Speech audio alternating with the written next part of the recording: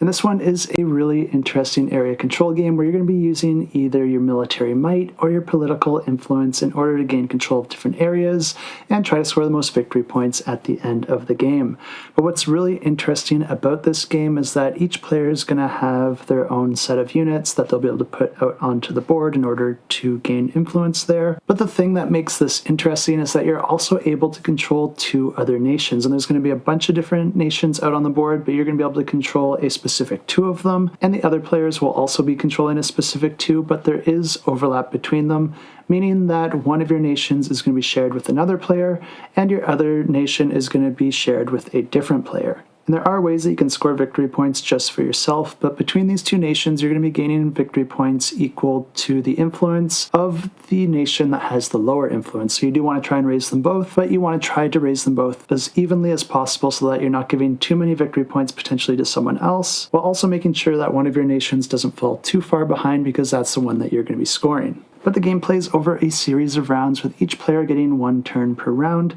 and on your turn you're going to be taking actions using action movement. If you're not familiar with that, it means that you're going to have an action board, you're going to have a few pawns on that board, and you'll be able to move that pawn from its current location to a different location in order to take that associated action. The catch here is that you can't put your pawn on a location that already has a pawn, and you also can't put it on the space that you moved it from. But these actions can allow you to gain gold or maybe pay that gold in order to deploy or relocate units out on the board, or you can also use those actions in order to try and take over vacant areas on the board where you have at least one of your units. If you do that and you have enough strength in the region, with each region having a minimum specific amount of strength, then you can just go ahead and take control of it unless there is another player located there or if another player is currently in control of it. If that's the case, then you're going to be taking the strength from the units that you have there, but then each player involved is going to be going through a blind bidding phase where you're going to be taking your dial and then bidding up to the amount of gold that you have, because the amount you bid is the amount of gold that you're going to be sacrificing.